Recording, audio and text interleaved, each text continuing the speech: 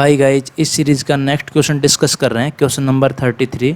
The voltage across the capacitor as shown in the figure is expressed as. तो यहाँ पर देखिए, हमें पता है कि जो एसी सर्किट को सोल्व करने का जो इजी मेथड है वो क्या है, फेजर डोमेन अप्रोच। तो यहाँ पर देखिए, जितने भी सोर्सेज हैं, यहाँ पर कितने सोर्स हैं, दोनों की जो एंगुलर फ्रीक्वेंसी है वो क्या है, डिफरेंट। तो हमें क्या यूज़ करना पड़ेगा, जो कंप्लीट रेस्पॉन्स निकालना है वोल्टेज अक्रॉस कैपेसिटर, इसके लिए हमें सुपरपोजिशन थ्योरम का यूज़ करना होगा। तो इसके लिए क्या करते हैं कि एक सोर्स को एट ए टाइम ऑन रखेंगे, जो अदर सोर्सेज हैं उनको उनकी इंटरनल इम्पीडेंस से रिप्लेस कर देंगे। ठीक है, तो यहाँ पर सपोज कर रहे हैं कि पहले 20 sin 10t जो सोर्स है ये क्या है, ऑन। तो इससे रेस्पॉन्स क्या आएगा, यहाँ पर 1 ओम, और यहाँ पर जो इंस्टेंटेनियस पोलरिटी है वो मान लो इस तरीके से है, प्लस माइनस इसको क्या लिखेंगे 20 एट एन एंगल 0 डिग्री, और इसको क्या लिखेंगे 1/j omega C, omega into C. और यहाँ पर ये ओपन सर्किट रहेगा, 1 हेनरी, प्लस माइनस इस रेस्पॉन्स को नाम देते हैं Vc1। तो Vc1 की वैल्यू हमें कैलकुलेट करनी होगी। तो Vc1 इक्वल्स टू क्या होगा, 1/j10 upon 1 plus 1/j10 into 20 at an angle 0 degree. तो इसको सोल्व करेंगे तो पोलर फॉर्म में ये वैल्यू क्या आएगी, 1.99007 एट एन एंगल -84.289 डिग्री। तो इसको अप्रोक्सीमेटली लिख सकते हैं 2 at an angle -84.289 degree volt.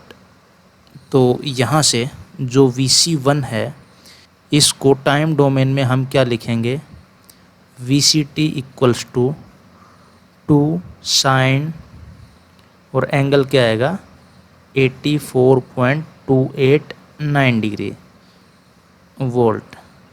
अब हम जो दूसरा सोर्स है इसको ऑन रखते हैं, ये क्या है, करंट सोर्स।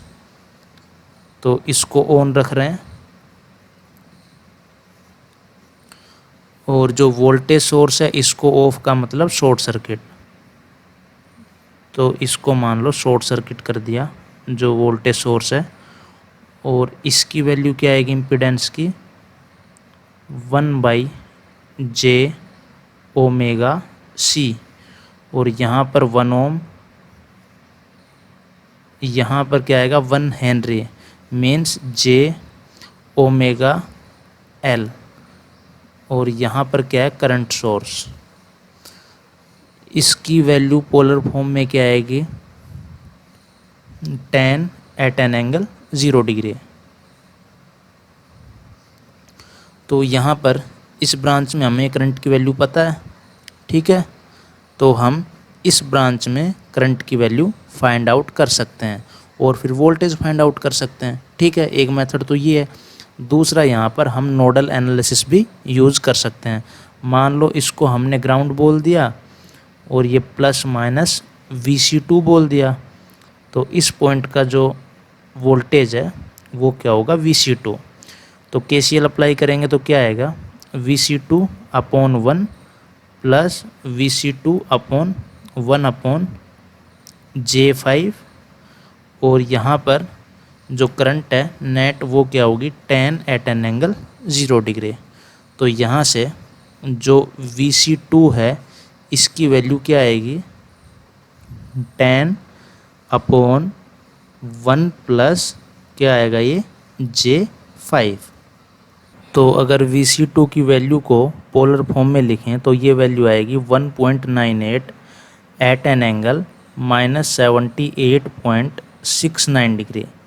तो इसको टाइम डोमेन में क्या लिख सकते हैं, 1.96 sin 5t 78.69 डिग्री, यहाँ पर ये 6 है 1.96। तो जो नेट रेस्पॉन्स होगा VCT वो सुपरपोजिशन थ्योरम के अकॉर्डिंग क्या होगा, VC1 प्लस VC2। तो ये वैल्यू क्या आएगी, यहाँ पर कितना था 2 sin 10t minus 84.289 degree plus 1.96 sine 5t minus 78.69 degree VCT, और इसकी जो यूनिट होगी वो क्या होगी, वोल्ट। तो यहाँ पर आंसर मैच कर लो। अब यहाँ पर A1 A2 में एक वैल्यू तो कितनी होनी चाहिए 2 और दूसरी 1.96, तो यहाँ पर जो अप्रोक्सीमेटली है वो आंसर A होगा, है ना। तो option A is our correct answer. तो यहाँ पर आपने देखा कि जो सुपरपोजिशन थ्योरम का जो मेन यूज है वो कहाँ पर है, AC सर्किट्स में, क्योंकि यहाँ पर अगर मल्टीपल फ्रीक्वेंसीज़ के सोर्स अगर हम लगा दें तो हम जो इसमें कंपोनेंट हैं इंडक्टेंस और जो कैपेसिटेंस है इसमें, उनको हम इम्पीडेंस में किस तरीके से लिखेंगे, है ना। तो इसलिए जो फेजर डोमेन से अगर क्वेश्चन सोल्व करते हैं तो वहाँ पर जो ये सुपरपोजिशन थ्योरम है इसका काफ़ी यूज है। तो एक बार एक सोर्स को हम एक्टिवेट रखेंगे, अदर्स को ऑफ, और फिर साइमल्टेनियसली ऐसा ही सभी सोर्सेज के साथ करेंगे और सभी का जो रेस्पॉन्स है उनको क्या करेंगे, ऐड करेंगे, जिसका एग्जाम्पल हमने ये अभी देखा है। तो आई होप ये जो क्वेश्चन है ये आपको समझ में आ गया होगा। ये क्वेश्चन 14 में 2 मार्क्स के लिए गेट में आया हुआ है। ठीक है, थैंक यू।